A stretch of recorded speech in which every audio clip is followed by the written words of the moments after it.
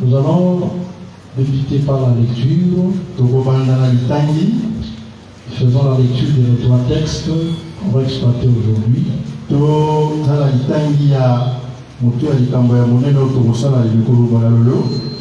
Et ensuite, nous allons passer à l'explication. Nous prenons notre livre de l'Exode chapitre 21. L'Exode chapitre 21, le verset 28 à 29. Il y a Zombie na Mwambe.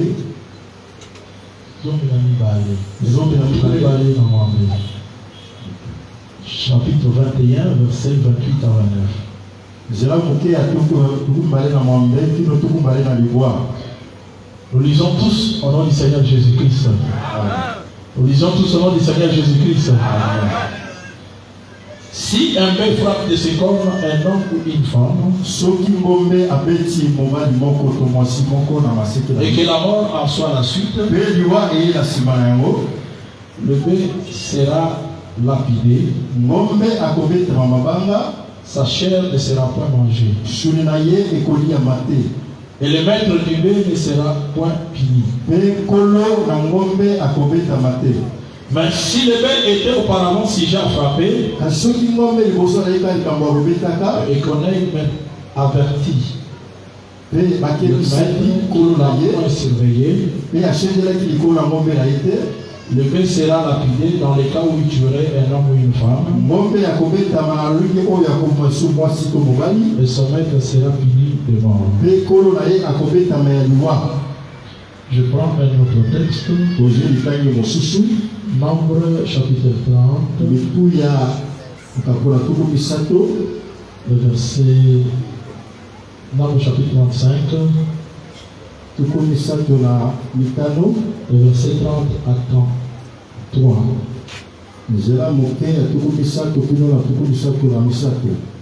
Nous pouvons lire tous au nom du Seigneur Jésus-Christ. Si un homme tue quelqu'un, on notera la vie au meurtrier. Sur la déposition des témoins. Non, sur la déposition des témoins. Voilà. Un seul témoin ne suffira pas pour faire condamner une personne à mort.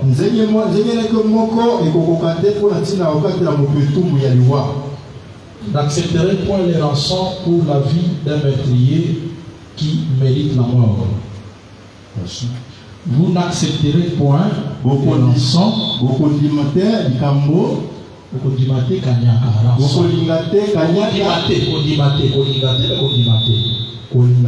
Oui. Vous n'accepterez point des rançons pour la vie d'un meurtrier qui mérite la mort, car il sera puni de mort. Vous n'accepterez point des rançons qui lui permettent de s'enfuir dans sa ville de refuge,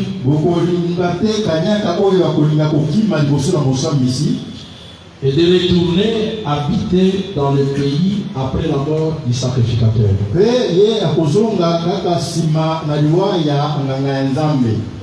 Vous ne suivrez point le pays où vous serez, car le sang suit le pays. Car le sang suit le pays. C'est bien de lire. Si tu ne lis pas, c'est compliqué de traduire. Il faut lire avec moi. Chapitre 35. Chapitre 35, verset 33. Donc, verset 33. Il faut rester dans le texte. La traduction plus facile, c'est quand on lit. Verset 33. Vous ne suivrez point les pays où vous serez, car le sang suit les pays. Il ne sera point fait pour les pays aucune expiation du sang,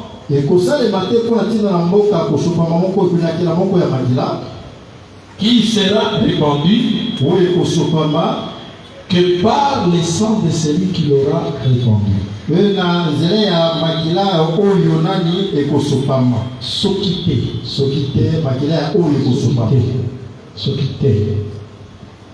Donc, s'occuper dans makila ou isupaki makila. Si la traduction déjà pose problème, ça va compliquer la compréhension. Prenons notre texte. 2 Samuel chapitre 21.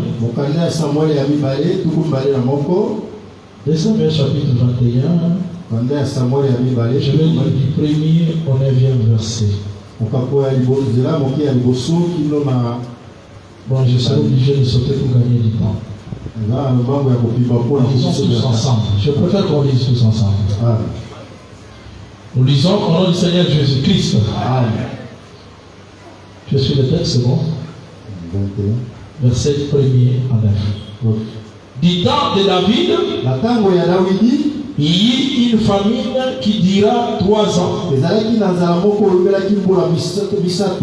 David chercha la face de l'Éternel.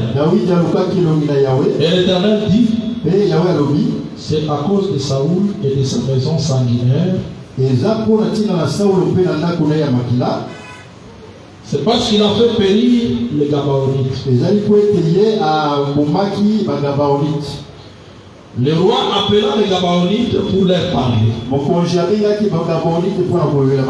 Les Gabaonites n'étaient point entre les enfants d'Israël, mais c'était un reste des Amoréens. Les enfants d'Israël s'étaient liés envers eux par un serment.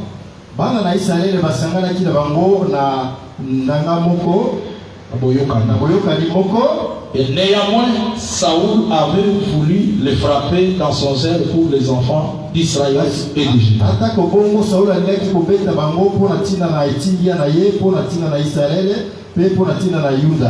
David dit aux Gabaonites, que puis-je faire pour vous? Et avec quoi ferai-je l'expiation? Soulignez le mot. Afin que, je préfère expiation, les acopétos là, les gars la plus facile. Je crois que c'est ça l'apôtre, non? Expiation. Mais la pensée de l'expiation, quand on fait l'expiation, c'est en train de purifier. Donc si on dit purification, copéto là, c'est plus compréhensible que de dire que Kotamisa qu'il a. Voilà. David dit aux Gabaonites, que puis-je faire pour vous? Et avec quoi ferai-je l'expiation? Afin que vous bénéficiez l'héritage de l'Éternel. Les Gabaonites lui répondirent, ce n'est pas pour nous une question d'argent et d'or. Avec Saoul et avec sa maison. Ce n'est pas à nous qu'il appartient de faire mourir personne en Israël. Et le roi dit, que voulez-vous donc que je fasse pour vous? Il répondit au roi, puisque cet homme nous a consumés. Quel est cet homme-là? Saoul. Puisque cet homme nous a consumés et qu'il avait le projet de nous détruire pour nous faire disparaître de tout le territoire d'Israël. Qu'on nous livre cet homme d'entre ses fils. Et nous le prendrons devant l'Éternel à Gibéa de Saoul, le leader éternel. Et le roi dit, je les livrerai. Je saute pour lire le verset 9. Et il le livra entre les mains des Gabaonites, qui le pendirent sur la montagne devant l'Éternel. Tous les 7 périrent ensemble. Ils furent mis à mort dans les premiers jours de la moisson. Au commencement de la moisson des anges. Au commencement de la moisson des anges.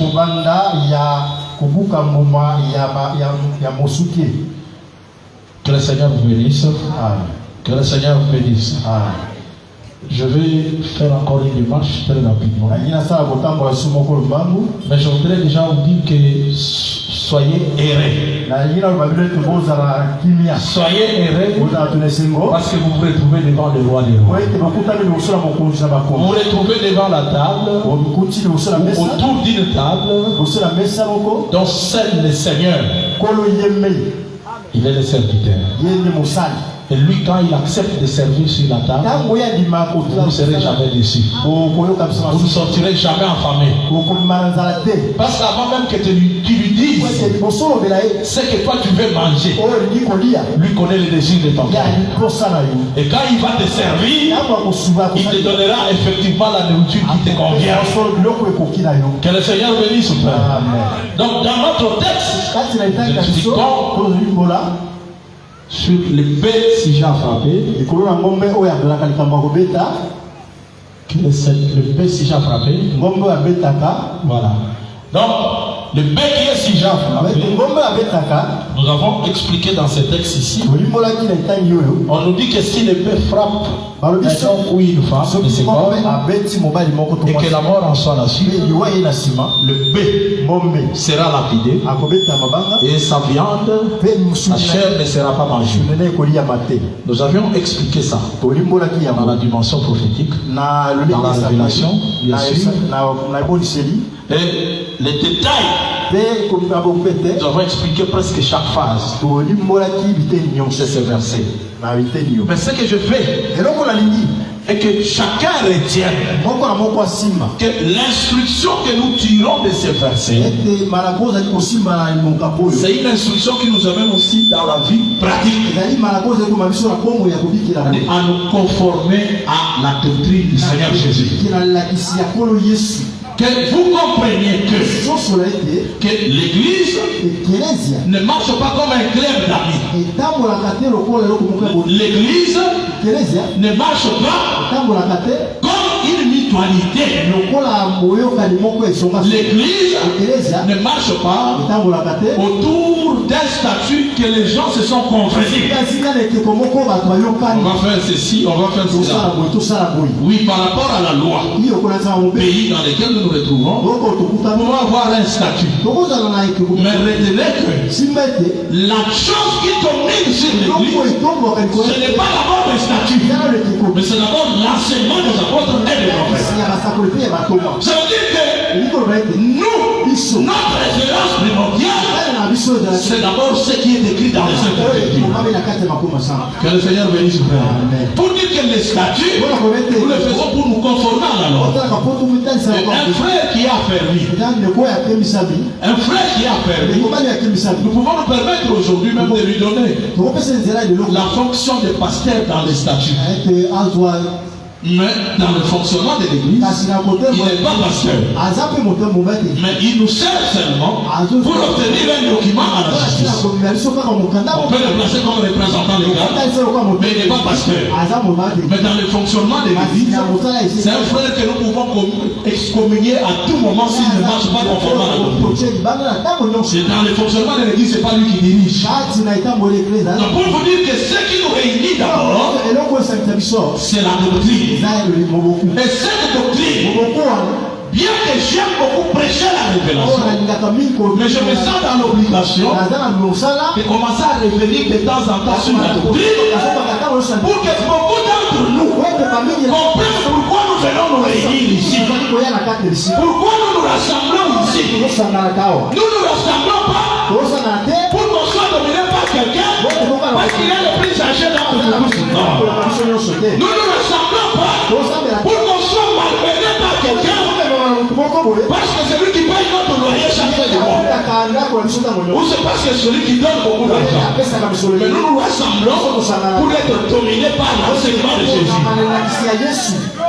Donc quand on parle de l'Église, ce n'est pas la maison à moi, ce n'est pas la maison des hommes de Dieu, mais c'est d'abord la maison de Dieu lui-même. Ça veut dire que c'est Dieu lui-même qui met de l'ordre dans sa maison. C'est-à-dire qu'un homme sous la terre n'a pas le droit de mettre ses ordres dans la maison pour quelqu'un d'autre.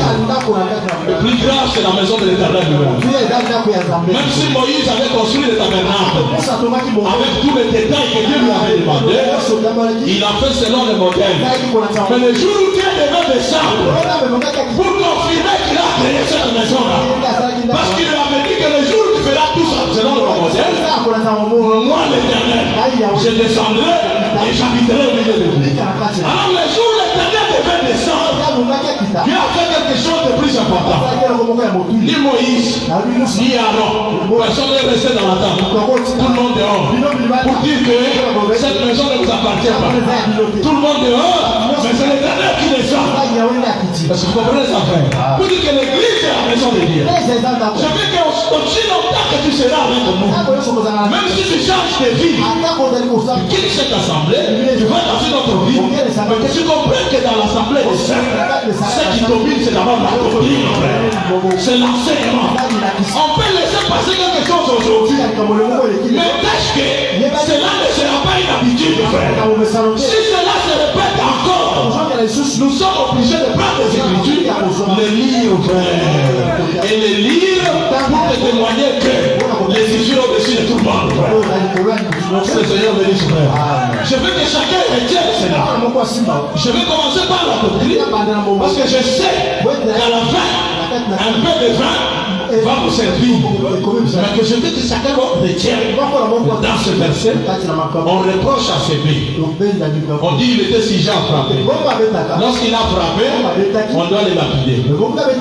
Et si on vérifie, on se rend compte qu'il était déjà si à frapper.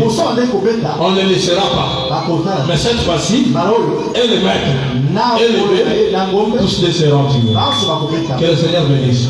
C'est pour vous dire qu'on peut laisser passer quelque chose dans l'église aujourd'hui. Parce qu'on est sûr peut-être que tout le monde n'a pas encore compris l'enseignement sur ce point. Mais attention, cela ne doit pas être une vie ou une doctrine qu'on va nous installer dans l'église ou que nous allons installer. Que si j'ai un problème avec un frère ou avec un homme de Dieu, au lieu d'aller voir l'homme de Dieu en Israël, la Bible dit ceci, que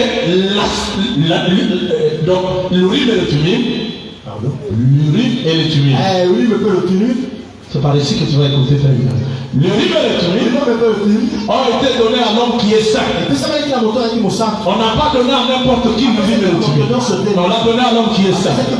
Et plus grave, le verset dit ceci, que c'est dans la bouche du sacrificateur qu'on trouve la science. Ça veut dire que lorsqu'il y avait contestation au milieu du peuple, le peuple devait se réfugier, devait aller consulter les juges. Et les juges, ce sont les sacrificateurs. Ou aujourd'hui, les juges, c'est le ministère. Vous comprenez ça, frère? Donc, dans l'église, oui, un papa, une maman peut rencontrer une sœur qui se comporte mal sur un sujet. Oui, par rapport à Matthieu 18, tu exerces les versets pour gagner ta sœur. Ou un papa fait ça pour gagner son frère. Un jeune frère fait ça aussi pour gagner notre jeune frère. Mais lorsqu'il y a un jugement à prononcer, ce n'est pas n'importe qui exerce le jugement. C'est le juge ou le sacrificateur. Pour dire que dans l'église, un homme ne peut pas se permettre faire l'identité de l'église un lien de jugement pour le ministère. Ça, c'est la doctrine des étrangers. Nous ne tolérerons pas ça au milieu de nous. Que le Seigneur bénisse vous. Ou c'est pas l'ignorance, ou c'est fait explicitement juste pour nuire à la doctrine. C'est pourquoi j'insiste que la doctrine doit être au-dessus de tout le monde. Donc, on ne peut pas permettre dans l'église que quelqu'un installe une vie de mensonge. Il ment aujourd'hui sur un sujet. Et après un moment, il fait semblant. Après quelques jours encore, il monte encore un autre mensonge. Ou il calomnie un frère. Après quelques jours, il calomnie un autre sans preuve et il a une conscience à l'aise. Non, notre doctrine nous permet de vérifier si l'acte posé aujourd'hui, c'est un acte qui a été déjà posé auparavant et le châtiment va tomber. Que le Seigneur bénisse frère. Encore moins que dans notre doctrine, calomnier son frère, c'est un péché. Paul dit ceci, le menteur Et les calomniateurs ne verront pas devant nous. Parce que souvent quand on dit dans nos églises, d'autres personnes n'ont pas de mettre dehors pour les sanctionner. Les gens pensent que c'est nécessairement quand il y a une vie d'impudicité. Et puis tu entends un frère dire, moi j'ai couché avec la femme de quelqu'un, pourquoi vous me sanctionnez ça, j'ai couché avec la femme de quelqu'un? Non. Nous, le péché, ce n'est pas seulement l'impudicité. Même une vie de désordre, c'est le péché. Le mensonge, c'est le péché. Les calomnies, c'est le péché. Les désordres dans l'église, après de semer les désordres, tu fais l'erreur de catalyseur. Tu racontes ici, tu racontes des choses qui ne sont pas fondées. L'écriture nous ordonne de te mettre à ta place. Que le Seigneur bénisse. Donc pour dire que tout ce qui est une vie de répétition, mais qui n'honore pas la parole, n'est pas un modèle au milieu des hommes. Si on les laisse ainsi, les gens vont suivre l'exemple. Pourquoi on réprimande en public? La Bible dit ceci. Paul dit, ceux qui pêchent, réprimande-les devant tous, afin que les autres éprouvent la honte et la crainte. Que le Seigneur bénisse. Est-ce que tu vous souviens? Ça va? Ça va, c'est bon. Je sais que le frère était malade, il va se retrouver. Là, c'est juste l'exhortation. Vous avez compris, frère? Donc, la vie à répétition. Oui. Tu peux aussi avoir une vie de répétition. Oui, chaque fois qu'on a une activité, toi, tu viens toujours en retard. Donc, nous pouvons vérifier aussi dans les annales. Qui parle de ça, les années en retard. Souvent, qui m'église à mon année. Mon ami a lundi, c'est moi Mikolo, a lundi, c'est moi Mikolo, a combien de batteries déchargées. Il faut vous faire ce qu'on vient de vous cahier.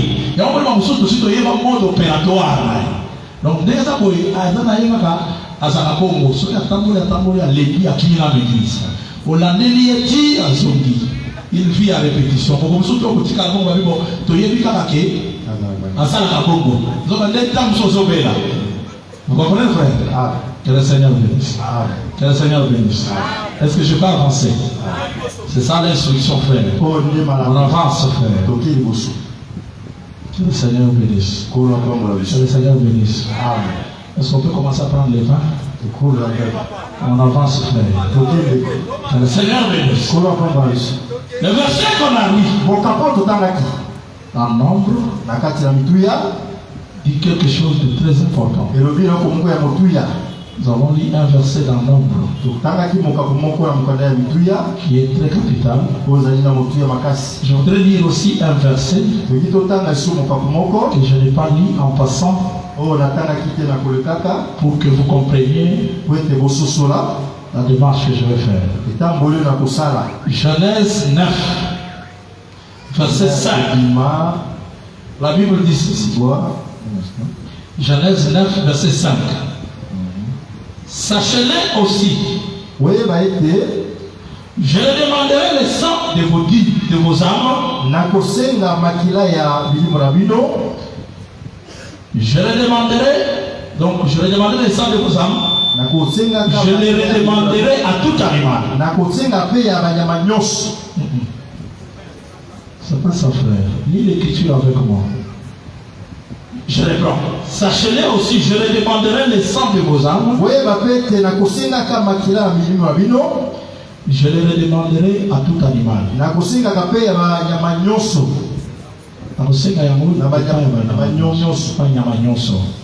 Et je le demanderai l'âme de l'homme à l'homme.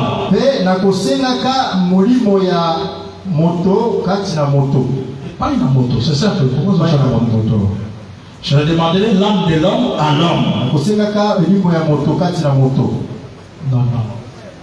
Si j'ai corrigé tout à l'heure. Je le demanderai l'âme de l'homme à l'homme et pas une moto. Pourquoi la Kati?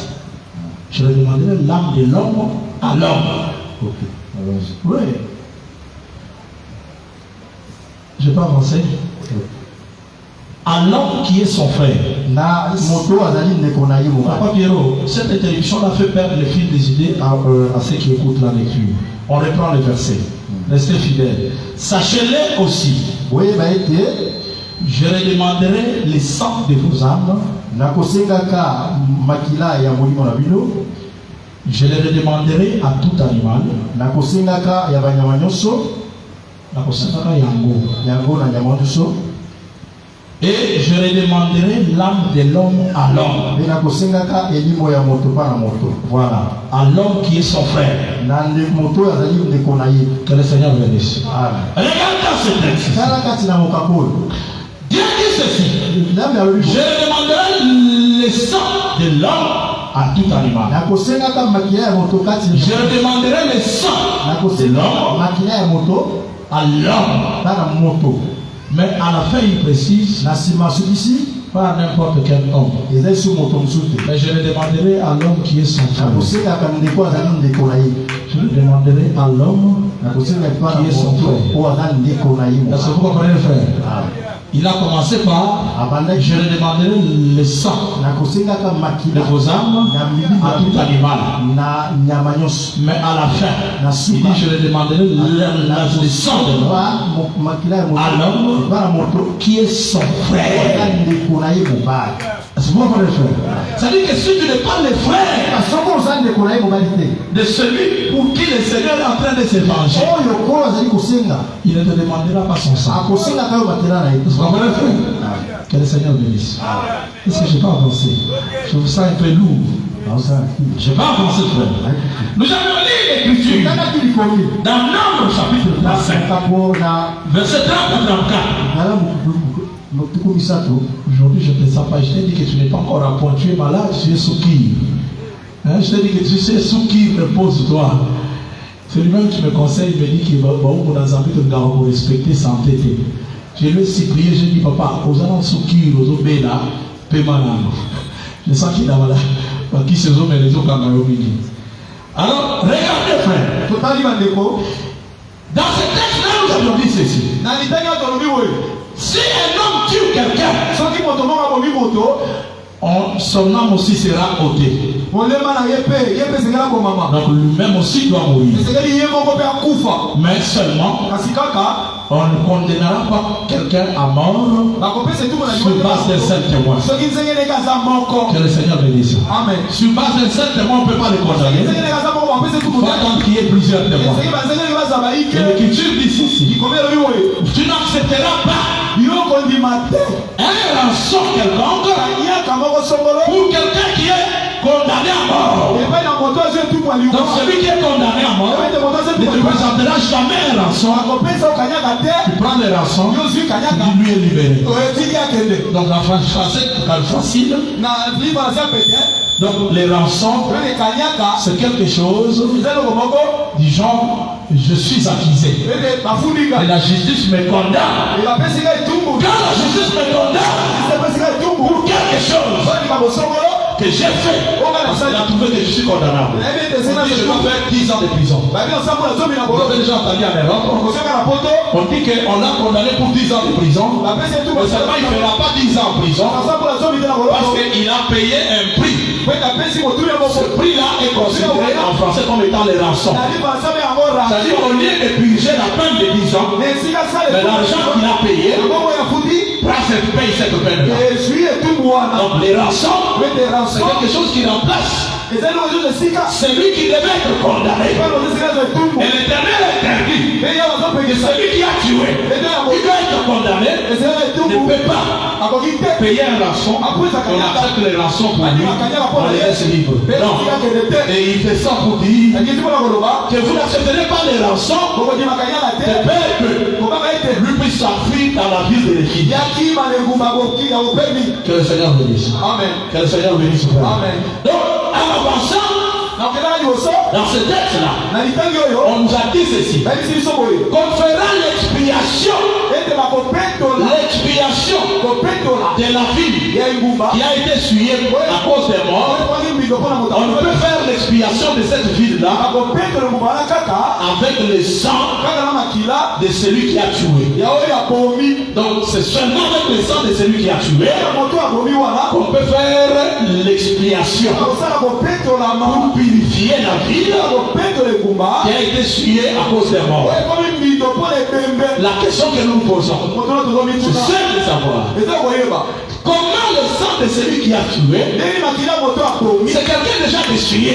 Il a versé le sang. Maintenant on dit que pour purifier là. On ne peut pas utiliser le sang d'une autre personne. Il faut aller chercher seulement le meurtrier. Pour que le meurtrier lui-même puisse verser son sang afin que son sang puisse purifier. Ça veut dire ceci, que dans le sang, dans le corps du tueur, dans le corps du meurtrier, il y avait deux possibilités. Il pouvait tuer et lui-même aussi avait la capacité de purifier. C'est ça le peuple, qui est capable de tuer au moyen de ce corps. Mais quand il finit de tuer, si vous le prenez, pendant que les corps sont purifiés, vous venez l'utiliser comme un sacrifice. Le corps n'agit plus. Il se laisse prendre et il devient un sacrifice. Ça veut dire que le homme qui a tué, c'est le homme qui est capable de donner la vie. C'est ça le sang de cet homme qui est le meurtrier, même lui-même aussi. C'est son sang qui va purifier.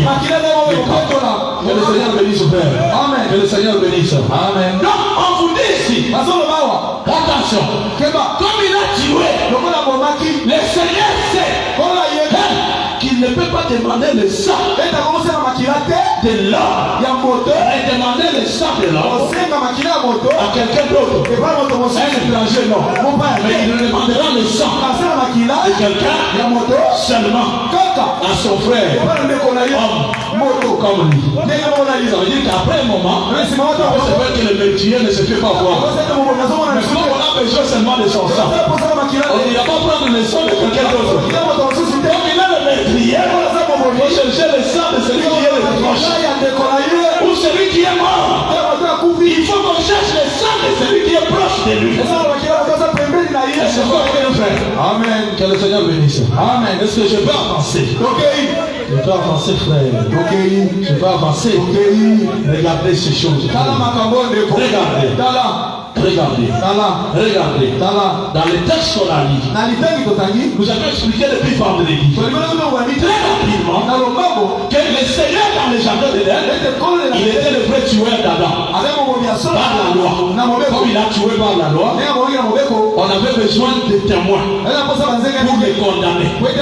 Mais dans le jardin d'Éden, le Seigneur n'avait qu'un seul témoin. Il connaissait que c'est lui qui a tué Adam. Ce témoin-là, c'est la loi. Donc même Adam, lui est mort. Il ne peut pas être témoin. Mais la loi qu'il avait dit, Adam, le jour où tu mangeras le fruit de l'arbre de la connaissance du bien et du mal, tu mourras. C'est cette loi-là qui est le témoin. Mais juste là dans le jardin de l'Éden, il n'y avait que la loi seule qui était le témoin. Donc il n'y a pas moyen de condamner l'Éternel dans le jardin de l'Éden. Ce qui fait que au lieu de mourir, il n'est pas mort parce qu'il a immolé un agneau. Et les gens ont vu l'agneau, ils ont mangé l'agneau. Mais attention, lui-même l'Éternel sait. Si j'ai immolé l'agneau, c'est un rançon. C'est juste un rançon. Ce qui fait que malgré la mort de l'agneau, Adam n'est pas resté dans le jardin. On l'a foutu dehors du jardin.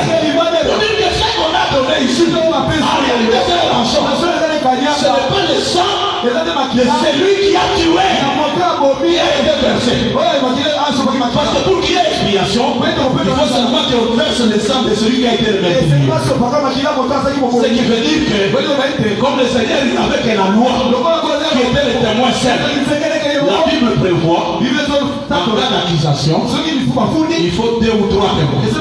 Le Seigneur a dit, vous ne m'avez pas encore compris. Je vais ajouter 2 témoins. Il a ajouté les prophètes. Il a ajouté le psaume. Et quand il est venu devant les Juifs, il leur a dit en public, vous sondez les Écritures. Et je ne tentais que dans la loi, les prophètes et le psaume, il s'agit de moi. C'est-à-dire que ne rendre pas témoignage de mais il rend témoignage seulement de Jésus. Quel est le témoignage? Le témoignage, c'est celui qui dit que le vrai meurtrier, c'est celui-là. Voilà pourquoi le jour où on devait condamner le Jésus, les Juifs ont rappelé à Pilate que ce n'est pas nous, mais c'est notre loi. Il y a des témoins qui atteste que c'est lui qui doit mourir. Parce que c'est lui le meurtrier depuis le jardin de l'Éden. Il a tué aussi sur Sinaï. Il a tué plusieurs fois. Et comme il a tué plusieurs fois, dans tous les sacerdoces là, Lévitique, tout ce qu'on offrait là, c'était des rançons. C'était des rançons. Mais dans ce verset, l'Éternel avait déjà dit, même si on te donne des rançons, mais tu ne prendras pas les rançons pour épargner les meurtriers. Pourquoi quand il est venu, il pouvait bien dire, tu n'as voulu ni sacrifice ni holocauste, ni offrande encore pour les péchés. Mais tu m'as fait un corps. Tu m'as fait un corps pour faire au Dieu ta volonté. Le Seigneur bénisse son Père. Amen. Le Seigneur bénisse. Amen. Regardez, frère. Dans ce texte ici, nous sommes en train de dire, nous avons expliqué que Jésus entrant dans la prison, il ne se retrouvait pas seul dans la prison. Lui et Barnabas. Pilate qui est sorti, il propose Barnabas et Jésus à la foule. La foule pour elle. Barnabas n'est pas le meurtrier. Barnabas n'est pas le meurtrier. Parce que c'est là cette loi ici. Un meurtrier. C'est là chapitre 21. C'est un mec qui a toujours frappé. C'est-à-dire avant de le voir ici frapper, déjà dans les jardins il avait frappé. Et même dans le désert, il avait frappé nos pères. Donc c'est un meurtrier depuis longtemps. Barnabas n'est rien. Même quand Pilate intercède, c'est nommé Barnabas. Lui n'est pas le meurtrier. C'est Jésus. Donne-nous lui. Celui qui doit mourir aujourd'hui. Parce que si on le laisse et qu'il entrait dans la ville de refuge, pour lui sa ville de refuge, là où il n'y avait pas la mort, c'était dans les ciels. Pourquoi c'est dans les ciels?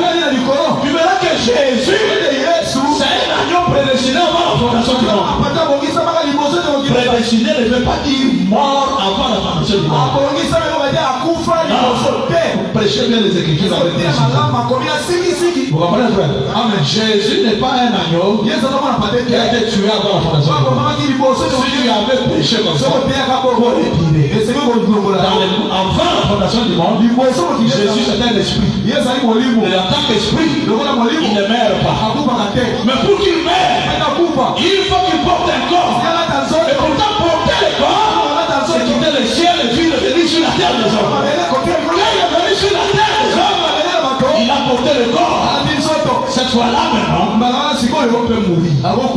Que le Seigneur bénisse vous. Amen. Que le Seigneur bénisse. Amen. Donc pour dire ceci, que dans le ciel, il n'y a pas la mort. Quand nous vous exhortons ici, c'est pour que vous sachiez, même si nous sommes sur la terre, mais notre pays, c'est dans le ciel. C'est là qu'il n'y aura ni plaie, ni crèchement dedans. Il n'y aura pas de souffrance. Parce que là, la mort n'existe pas. C'est ça la vie de refuge. Donc pour Jésus, s'il monte au ciel, ça veut dire que c'est un meurtrier qui a échappé. Donc on ne prendra pas de rançon avant qu'il monte dans le ciel. Il faut qu'on les tue avant qu'il monte au ciel. Que le Seigneur bénisse. Amen. Que le Seigneur bénisse. Amen. Regardez ce que nous avons pris dans ces textes ici. Je suis en train d'expliquer seulement les mouvements. Le même meurtrier, c'est avec son sang qu'on va faire la purification. Donc c'est avec le sang du meurtrier qu'on va faire l'expiation. C'est ça la pensée que j'explique. Nous avons lu un verset. Regardez. Dans ce verset, la Bible dit ceci. Dans 2 Samuel. Du temps du roi David, il s'est posé un problème. Il y a eu la famine en Israël. Quand il y a la famine, ça veut dire qu'il n'y a pas l'abondance. Donc les champs ne produisent rien. C'est ce qui fait qu'il y ait la famine. C'est clair jusque-là? Amen. C'est clair? Amen. Jeune soeur, tu n'es pas au kit? Je ne suis pas. Je ne suis pas. Ta position déjà. Assieds-toi. Très bien. Suis-moi là. Donc pour dire ceci, lorsqu'il y a famine, ça veut dire que les champs ne produisent plus rien. C'est clair. Amen. C'est clair ce soir. Amen. C'est qui? Les champs ne produisent rien. Regardez frère, dans les Écritures. Ici, lorsqu'il y a la famine en Israël, David s'est approché de l'Éternel. Lui poser la question. Qu'est-ce qui va se faire? Regardez, nous sommes. On n'a pas la nourriture, il y a la famine. Comment on va faire? Qu'est-ce qui fait que nous ne puissions pas avoir la nourriture? La Bible dit ceci. L'Éternel répondit à David. Je prends le verset. J'ai déjà l'histoire. Mais je prends quand même le verset. 2 Samuel chapitre 21. 2 Samuel chapitre 21. Le verset 1 en descend. Et l'Éternel répondit à Samuel. À David et dit, c'est à cause de Saoul et de sa maison sanguinaire. C'est parce qu'il a fait périr les Gabaonites. Est-ce que vous suivez? Amen. Suivez-moi bien. Je vais aller très rapidement. C'est une petite courte histoire. Retenez-la bien. Vous allez comprendre pourquoi on l'a pris. Il y a la famine en Israël, du temps de David. David va poser la question à l'Éternel. Qu'est-ce qui se passe? Pourquoi il y a la famine? L'Éternel répond à David. C'est à cause de Saoul et ceux de sa maison, à cause de son comportement meurtrier. Très bien. Donc pour dire, qu'est-ce qu'il a fait? Il a été meurtrier envers les Gabaonites. Ah, donc à cause du fait d'avoir tué, comme il avait tué les Gabaonites, c'est un meurtrier. Cela a entraîné la famine. Que le Seigneur bénisse. Amen. Que le Seigneur bénisse. Amen. Ici vous pouvez comprendre ceci. Très rapidement. Très rapidement. Ici le Seigneur a répété ce qu'il avait fait dans les jardins d'Éden. Dans les jardins d'Éden. Aussi longtemps qu'Adam il vivait sans la loi. En tout cas il n'y avait pas la famine. La nourriture était dans l'abondance. Mais quand est-ce qu'Adam devait commencer à chercher la nourriture? C'est lorsqu'il a transgressé la loi. C'est-à-dire qu'il a péché. Pourtant nous disons que ce qui s'est passé dans les jardins, c'est-à-dire qu'il y a quelqu'un qui a tué. C'est Dieu dans la loi. Comme il a tué, pour Adam, la nourriture n'est plus dans les jardins. Quand il commence à cultiver la terre, il devient cultivateur. Il a pris les nourritures parce qu'il ne sera plus dans les jardins. La famille est en train de parce qu'il y a eu le péché. Il y a eu un tueur qui est Dieu lui-même. Est-ce que c'est clair, frère? Regardez maintenant. David appelle les Gabaonites. Parce que l'Éternel lui a certifié que c'est à cause du comportement meurtrier de Saoul. Et c'est de sa maison. Il a tué les Gabaonites. Donc si on te pose la question, qui est le meurtrier des Gabaonites? C'est Saoul et c'est de sa maison. Maintenant David, qui a la famille, il va arranger pour que nous ne soyons pas dans la famille, mais que nous soyons dans la nourriture. Qu'est-ce qu'il fait? Il appelle les Gabaonites. Il est dit, qu'est-ce que vous voulez qu'on vous donne? On vous prie. Pour que les gens quittent cette situation. Et que vous aussi, vous ayez pas dans le village de l'Éternel. Les Gabaonites ont réfléchi. D'abord, ils ont réfléchi. Donc, nous n'exigeons pas des sang de quelqu'un. Mais à la fin, il insiste. Dites-nous qu'est-ce qu'on va faire pour résoudre ce problème. Déjà là, il y a le meurtrier qui est Saoul et ceux de sa maison. Ils n'étaient plus en vie. Ils sont plus en vie. Comme Saoul est meurtrier. Même si on veut les tuer, on ne saura pas les tuer. Parce qu'il est déjà mort. Mais ici les Gabaonites qui ont été tués. Et Israël, ils se retrouvent dans la famine. Est-ce que vous comprenez, frère? Amen. Mais les meurtriers physiquement n'existent plus. Il est déjà mort. Mais comme il est déjà mort, comment on va faire pour que nous nous retrouvions dans l'abondance? Les Gabaonites sont là. Ils sont toujours considérés comme des meurtriers, ceux qui ont subi le meurtre. Et regardez, frère, ils reviennent à David pour dire à David, nous te demandons une seule chose. Donne-nous 7 fils. Donne-nous 7 fils. Des fils de Saoul. 7 fils de Saoul. Il ne demande pas d'autres fils. Il ne demande pas un autre Israélite. Mais il demande 7 fils de la maison de Saoul. Les fils de Saoul. Donc 7 fils de Saoul, c'est eux qu'ils ont besoin. David a fait quoi?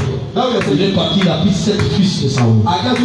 Et en les prenant, il a épargné Mephibosheth. Parce qu'il lui avait fait un serment. Et il a pris 7 rapidement. Il a donné au Gabaonite. Regardez, les Gabaonites ont pris 7 fils. On ne va pas les tuer de n'importe quelle façon. On va les pendre.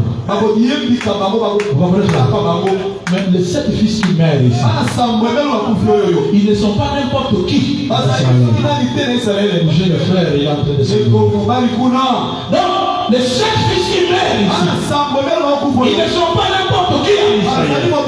Ils sont les fils de Saoul. Qui est Saoul? C'est lui le meurtrier des Gabaonites. C'est-à-dire que les Gabaonites ont attendu. Ils savaient que celui qui a versé le sang, frère dit que c'est honté. Vraiment.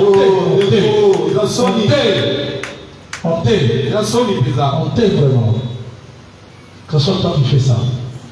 Donc les 7 fils de Saoul et les Gabaonites, les Gabaonites ont compris que nous ne pouvons pas prendre n'importe quel sang.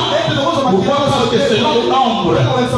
Lorsqu'il y a un meurtrier, pour qu'il y ait expiation, on ne peut pas utiliser le sang d'une autre personne pour faire l'expiation. Il faut prendre le sang du meurtrier. Il n'y a que le sang du meurtrier qui est capable de venir faire l'expiation.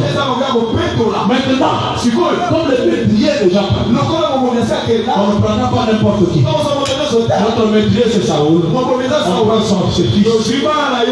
Ne vous perdez pas. Ils sont au nombre de 7. Mais retenez, je veux te dire, retenez d'abord que dans notre Bible, mon corps peut devenir 7. Vous avez déjà dit ça dans le Bible. Regardez Samuel. Anne, elle a engendré Samuel. Mais la Bible dit la stérile enfante 7 fois. Un seul fils, on dit, elle a engendré 7 fois. Ça veut dire que le fils Anne, il représentait le 7. Pourquoi il représente le 7? Parce que le 7 dans la Bible aussi, c'est un chiffre qui explique la totalité. La totalité. Pourquoi après la mort de Saoul, ces enfants qui vont mourir sont au nombre de 7. Ça veut dire que le sang qui sera versé le 7 ici, c'est un sang qui est la rédemption de toute l'humanité, de toutes les nations, de tout peuple, de toute langue et de tous les peuples, de toutes les nations. Vous avez déjà dit ça dans l'Apocalypse. Les cantiques chantés par les 24 vieillards. J'ai dit de racheter pour ton Dieu les hommes de toute tribu, de toute langue, de tout peuple et de toute nation. Les chiffres 7 là, c'est-à-dire que le sang qui a été versé, c'est le sang qui va racheter toute la totalité. Et si ce sang-là est capable de racheter nos âmes, ça veut dire que même le mariage aussi, c'est quelque chose qui fait partie de nos âmes. Il est capable de racheter aussi ton mariage. Il est capable aussi de racheter même ta pauvreté. Il est capable de racheter aussi ton emprisonnement. Il est capable de racheter aussi tout ce qui te manque et ton humiliation. Que le Seigneur bénisse, frère. Que le Seigneur bénisse. Mais pourquoi on prend les 7 fils de Samuel, de Saoul, on prend les 7 fils de Saoul pour respecter les versets de Genèse chapitre 9. Je ne demanderai le sang de tout homme à tout animal. Mais à la fin, il dit, je demanderai le sang de tout homme à l'homme qui est son frère. Attention, il a mélangé des choses. L'animal et l'homme. Mais cet homme-là, va être le frère. Ça veut dire que un homme, un animal, sont une seule personne au frère. C'est pourquoi ici, on va expliquer. Il y a une étape où on frappe l'épée seul. Il y a une étape où on frappe et l'épée et le maître. Mais dans notre enseignement, nous sommes en train de te démontrer que l'épée et le maître, c'est la même personne. Ça veut dire que celui qui m'aide, quand on lui demande le sang de l'homme à tout animal, c'est l'épée. Quand on demande l'homme, le sang de tout homme, c'est le maître. Mais attention, il doit être le frère. Ça c'est trop fort. Jésus, trop fort. Est-ce qu'on peut avoir prendre un peu de vin? On peut prendre un peu de vin, frère. On peut prendre un peu de vin. Regardez, dans la Bible, si Adam peut avoir des frères, il n'a qu'un seul frère. Regardez, dans les jardins d'Éden, le Seigneur, les jours où tu mangeras des fruits, de l'arbre de la connaissance du bien et du mal, tu mourras. Il s'est limité là. C'est ça qu'il a dit. N'est-ce pas ça, non? Regardez. Les jours où Adam a mangé le fruit, non seulement il est mort, parce que quand Dieu l'appelle, Adam dit, j'ai entendu ta voix, je me suis caché parce que je suis libre. Or, le Seigneur pose la question. Qui t'a appris que tu es libre? Le Seigneur comprend directement. Écoute la question du Seigneur. As-tu mangé le fruit? Même si le Seigneur avait dit que le jour où tu mangeras, tu mourras. Mais Dieu savait que non seulement il mourra, mais il se retrouvera fini. C'est-à-dire quand on mange le fruit qui est interdit, on devient libre. Écoutez la question. As-tu mangé le fruit? Et je t'avais interdit. C'est-à-dire que Dieu savait. Quand on mange le fruit, non seulement on meurt, on perd le vêtement. Ça c'est la foi sur blanc. Mais regardez, Adam est mort ni. Il faut chercher dans la Bible. Tous ceux qui se réclament aujourd'hui dans la vie, comme étant de troisième ou quatrième Adam, il faut chercher là où ils sont morts. Regardez là où ils sont morts. Même sa propre femme qui est à côté de lui ne permettra pas qu'il meure ni. Adam oppose. Jamais. Ça permettra, personne ne permettra. Même ceux qui se réclament Adam aujourd'hui, ils sont morts aujourd'hui. C'est mon vrai frère. Mais regardez le frère d'Adam. Le jour où il meurt sur le croix, il meurt sur la croix. Il a confirmé que dans la Bible, je suis le dernier Adam. Non seulement je vais mourir, mais moi je peux me la battre. C'est-à-dire que c'est lui le frère d'Adam. Dans la Genèse, on a dit qu'on demande le sang de l'homme à un homme. Il faut que cet homme-là soit le frère de celui qui est mort. Ça veut dire que Jésus sur la croix, il est le frère meurtrier d'Adam qui était mort. Est-ce que vous comprenez, frère? C'est lui le meurtrier. Regardez. Saoul, qu'est-ce qu'on fait? Saoul, au lieu que Saoul puisse mourir, il était déjà mort. On va prendre son fils. Ça veut dire ceci, qu'au moment où il fallait racheter les gens de la famille, pour que le Gabaonite trouve aussi une part dans l'héritage, celui qui est mort, ce n'est pas le père, mais c'est le fils. C'est le fils qui est mort pour dire ceci. Quand Dieu veut sauver, en réalité Dieu c'est le père. Mais le moment de sauver, ce n'est pas le père qui vient. Quand on parle du fils, quand il prend la forme du fils, ça dit qu'il a porté ce corps pour venir sauver. C'est ça le sacrifice de Saoul qui représente la personne du Seigneur Jésus. C'est-à-dire le père ne viendra pas mourir. C'est le fils qui prend la place pour venir racheter. Et quand il descend, il te demande encore que Jésus, c'est lui-même, le frère de celui qui était mort. Regardez, je ne peux pas encore prendre un peu de vin. Regardez, frère. La loi dit ceci, que si quelqu'un tue un homme, on ne fera pas l'expiation de la vie avec le sang de notre mort, si ce n'est que le sang de celui qui était le meurtrier. Regardez, frère. C'est la Bible qui dit ça. Vous comprenez ça, frère? Regardez. Dans la Jésus, il prend une parabole. Parce que les disciples, les gens lui ont posé la question, qui est ton prochain? Il dit, si je parle clairement, ils vont comprendre. Mais je vais compliquer. Il a dit ceci.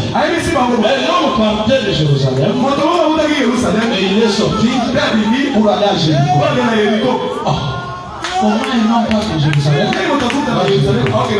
Cet homme en réalité, c'est Adam. Parce que Adam est sorti de l'abondance, de la vie qui est sécurisée. Il se retrouva dehors. Je comprends, frère. Jésus dit, cet homme qui est parti de Jérusalem, il est tombé entre les mains des brigands. Les brigands l'ont tapé et ils ont laissé lui mort. La loi dit ceci. Si vous voulez faire l'expiation, vous n'allez pas faire l'expiation avec le sang d'une autre personne. Il faut seulement attendre faire l'expiation avec le sang de celui qui a été le meurtrier. Jésus dit que pendant que cet homme-là était couché sur le sacrificateur est passé. Il connaissait la loi. Comme il connaît la loi, il sait que cet homme qui est là-bas, c'est pas moi qui l'ai tué. C'est pas mon sang qui va faire l'expiation de cet homme. C'est pas son outre. C'est pas son outre. Parce que la loi ne me condamne pas. C'est pas son outre. On dit que les Lévites aussi est passé. Il a vu cette loi ici. Moi je ne suis pas le meurtrier. Ceux qui l'ont tabassé, ils sont partis. Je ne sais pas où ils sont partis. Je passe aussi où. Regardez les Samaritains. Tu passes par là. Tu sais bien que le père élevait cette personne. Ils sont meurtriers. Il y a que son meurtrier. Il va les élever. Mais ils sont pas dans la parole. Aïe, que ceux qui vont tourner où sont les brigands. C'est lui-même le brigand. Ça veut dire c'est lui-même le brigand. Donc comme c'est lui-même le brigand, il ne peut pas passer outre. On va récupérer la personne. La télévision a dit attirez la mapeta. Vous soyez là, vous soyez là. Mais comme il m'a comparé, mais pas hier. Tiens, il faut aller. Donc il est en hôtellerie. Et si on appelle la hôtellerie, au lieu d'ailleurs, on est dans le tir là où ils sont dans le ah, ça dit que mon dos est plus côté à Bada pour vous faire les aïeux. C'est que vous voyez, il y a pas mon dos, il y a des aïeux. C'est toi le meurtrier. Il y a que toi qui peux faire ce sacrifice. Le Seigneur bénisse son frère. Le Seigneur bénisse son frère. Mais regardez, frère. Je finis par là. Regardez ce que le Seigneur fait. Lorsqu'on prend les 7 fils de Saoul, vous avez bien compris tout le mouvement pourquoi les fils. 7 parle aussi du chiffre. Mais 7 parle aussi de la totalité. En parlant du chiffre, ça veut dire que les 7 fils peuvent dire je suis dans le Père et le Père est à moi. Je suis dans le Père et le Père est à moi. C'est ça le langage. Mais remarquez, lorsqu'on prend ces 7 fils, on ne les a pas tués de n'importe quelle manière. Il faut les prendre au bois. C'était une prophétie. C'était une prophétie. Vous dites que le sang de celui qui était le maître, il faut le faire monter sur la croix. Jésus a été battu au bois. Mais quand les 7 fils sont morts, la Bible dit ceci. On dit que c'était le commencement de la moisson. Écoutez, les gens qui étaient affamés, parce que toutes ces gymnastiques là, c'est à cause de la famille. Ils sont allés voir l'Éternel. L'Éternel a dit qu'il y a la famille à cause du meurtrier. Il y avait Gabaonite. Mais quand est-ce qu'ils ont récupéré l'abondance? La moisson est venue à quel moment? Lorsqu'il y a la mort de sept fils. Dans n'importe quelle maison. Il y a les sept fils qui sortaient de la maison de Saül. Quand ils sont morts, c'est le moment de l'abondance. Qui a pris la famille. En d'autres termes, les sept fils, c'était même les rachats. Il a fait que la sécheresse puisse partir. Que l'abondance se manifeste. Pour dire qu'aujourd'hui, après la mort de Jésus, nous sommes au temps de la moisson. Tu dis moisson aujourd'hui. C'est-à-dire que quand tu viens chez le Seigneur, si tu as besoin de cueillir le mariage, tu dois l'avoir au nom de Jésus. Tu as besoin d'argent, donc que le Seigneur te le donne au nom de Jésus. Tu as besoin du travail, c'est le moment de moissonner. Moissonner. Est-ce que je peux finir par là? Regardez frère. Jésus par ses disciples. Il a dit ceci. C'était un jour du sabbat. Renversons les champs de blé. Quand ils ont traversé, les disciples ont vu que les champs avaient déjà mûri. Ils ont commencé à cueillir le fruit. Pourquoi ils sont en train de cueillir? On ne peut pas cueillir tant que la moisson n'a pas encore brossé. Ils ont cueilli pourquoi? Jésus marchait avec eux. Ils ont commencé à cueillir. Pour dire que la venue de cet homme aussi est Jésus, c'est le moment de la moisson. Laisse ce matin, frère. Jésus dans ta vie te permet de cueillir tout ce qui a besoin. Que le Seigneur permet que tu puisses moissonner tout ce qui a besoin sur ta famille, sur tes enfants, pour ton avenir et pour l'avenir de ton foyer. Que le Seigneur te permet de tout cueillir. Jésus. L'évangile est chez nous. L'évangile éternel. Et nous avons tous chez nous. Et comment je vais vous conduire dans une courte prière. Oui. Et prier d'abord pour remercier le Seigneur. Parce que c'est lui le maître prier. Qui est capable de payer ton prix.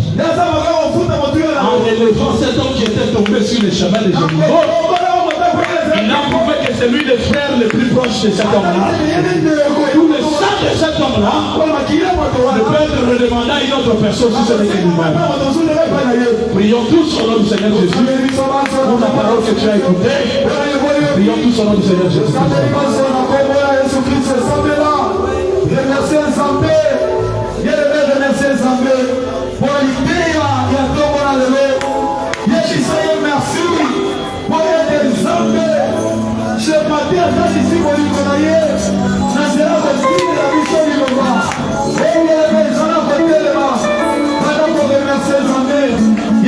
Merci pour la Lilovanayo.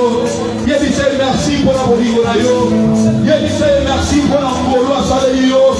Merci parce que on dit la combat avec les femmes à Yébio. Parce que mon cri a tellement dit au soir. Aïe, ma camosa dans mon cœur.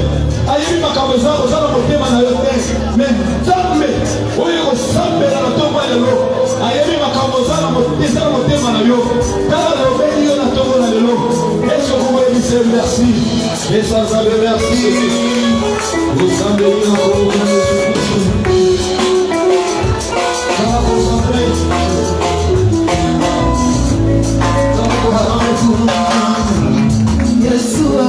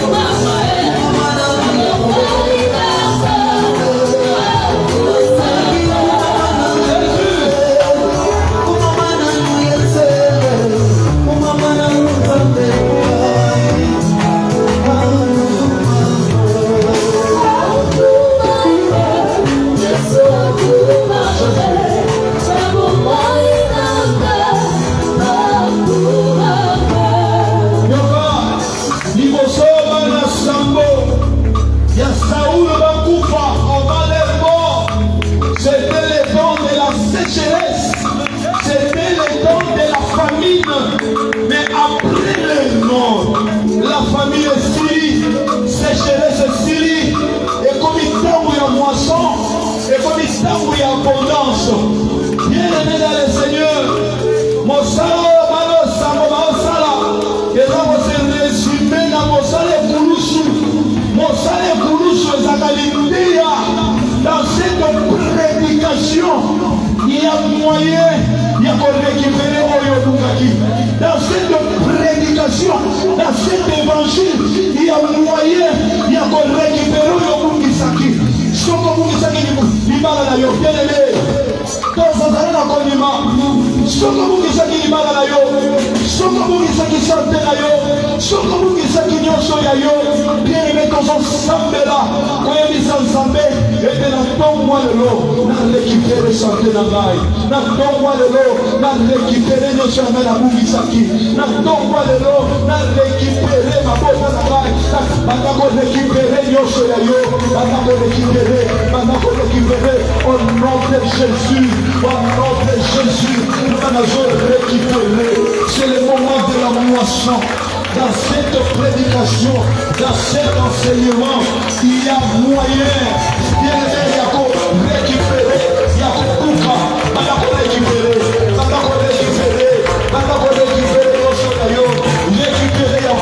au nom de Jésus, nous allons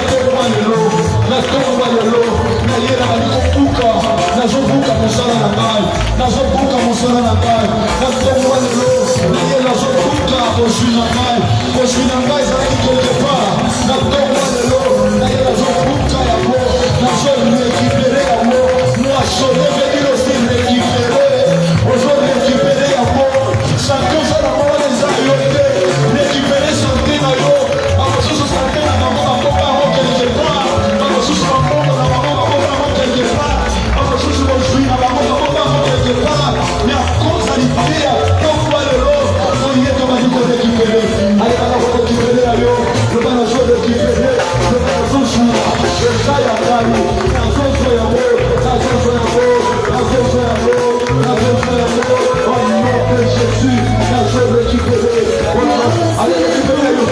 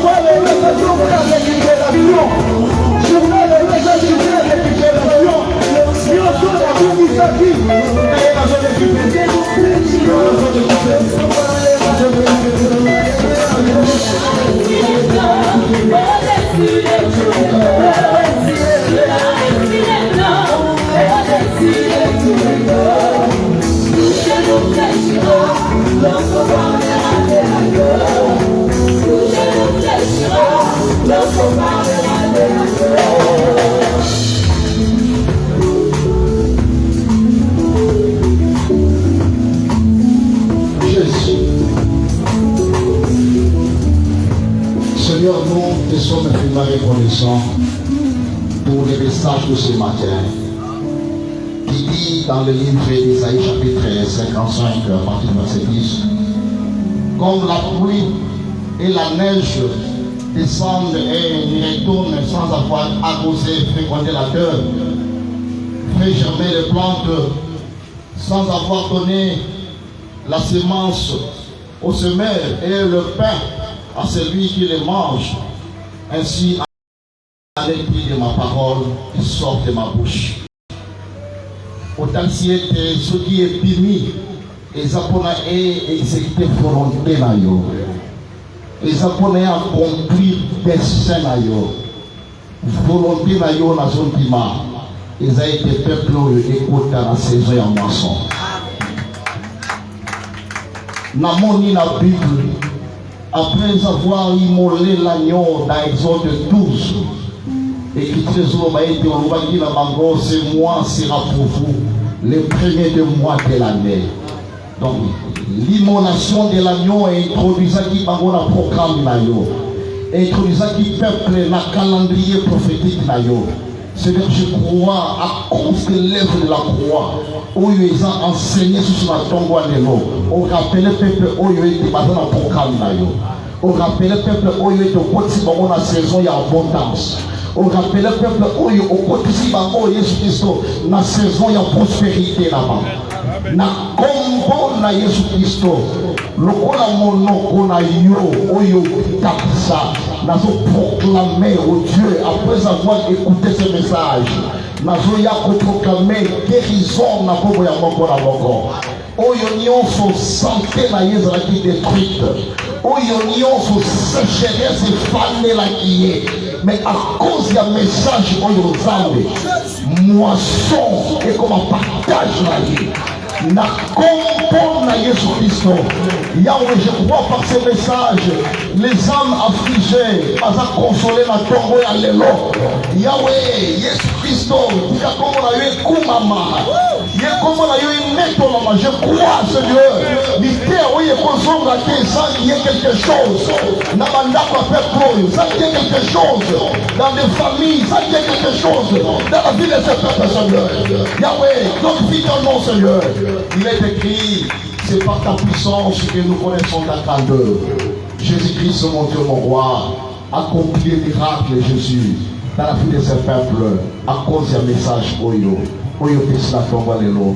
Va réaliser que ce n'est pas Dan qui a parlé, mais c'est l'Éternel qui a prêché, qui a parlé par son vase. Dans le nom précieux de Jésus-Christ, nous t'avons ainsi prié, Père. Amen. On acclame très fort pour le roi, le roi.